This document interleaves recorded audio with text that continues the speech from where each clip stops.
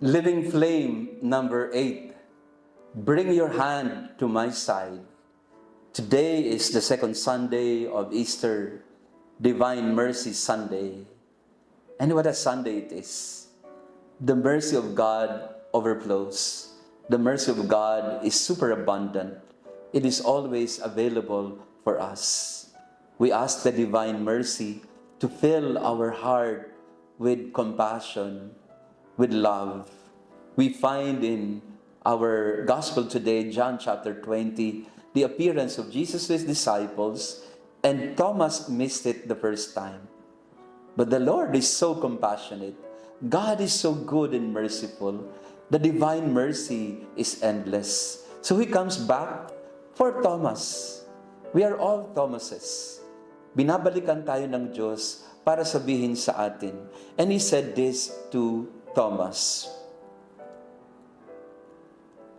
Put your finger here and see my hands, and bring your hand and put it into my side, and do not be unbelieving, but believe.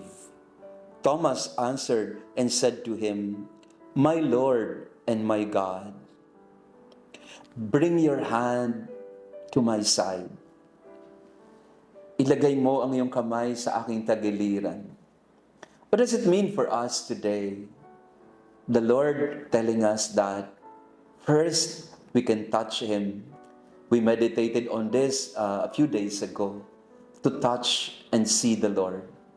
But this time it's quite different because it is the Thomas, the doubter, the unbelieving one. And He tells Thomas, put your finger here to my hands and to my side. Ilapit mo, damhin mo, dahil ang sugat na ito ay sugat hindi ng kabiguan o ng kamatayan. Hindi ito sugat ng paghihirap. Ito ay sugat ng pagmamahal. Damhin mo ang kanyang tagiliran. Kasi sa tagilirang ito dumaloy ang nag-uumapaw na biyaya, ang tubig ng buhay, ang dugong inialay. Friends, brothers and sisters, this Divine Mercy Sunday, let us soak ourselves in the ocean of Divine Mercy. Lumangoy tayo sa karagatan ng awa ng Diyos na hindi mo maarok, na hindi natin masisid, sabagat ito ay napakalalim at napakalawak. God is merciful. His mercy is boundless. Today, let us not be unbelieving. Believe, kapatid, believe that God is merciful. Kahabagan tayo ng Diyos. Itong pinagdadaanan mong pagsubok, itong karamdaman, itong cancer, itong problema sa pamilya, ang kabiguan, lahat ng yan, sa awa ng Diyos, mapagtatagumpayan natin. Ilapit mo ang iyong kamay sa kanyang tagiliran, sapagat ito ay pintuan ng awa. Time and again, I offer you this reflection, and palagay ko ay kabisado nyo na ang mensaheng ito na lagi ko pong inuulit, which I will never grow tired of repeating.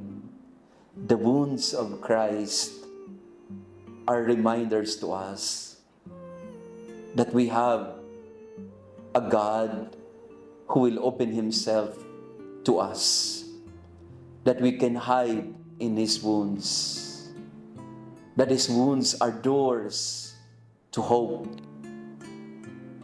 and the wounds remain open so that His grace overflows all the time, para ang sugat na ito sa kanyang tagiliran ay patuloy na magbuhos ng biyaya.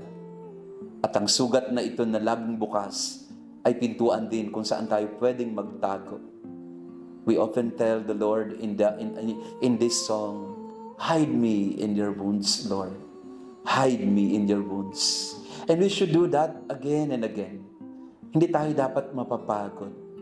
Kung sugatan tayo at marami din tayong mga dinadalang mga pagsubok, krus sa ating buhay, Come to me, says the Lord. Come to me, all you who are weary and find life burdensome, and I will give you rest. Come to the Lord. Hide in His wounds. Find rest in Him. Kung kailangan natin ng kapahingahan sa ating mga problema sa buhay, the divine mercy is offering Himself to us as a soft and cozy lodging. The wounds of Jesus are doors to His heart, and we can sleep and rest in His heart, because His heart is the most comfortable place of all, because it is a heart that knows nothing but love for us.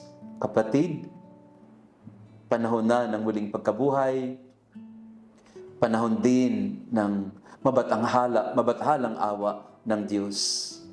Come to His heart, come to the divine mercy, and let us find our comfort, our consolation, our hope in Him. Happy Divine Mercy Sunday to all of you.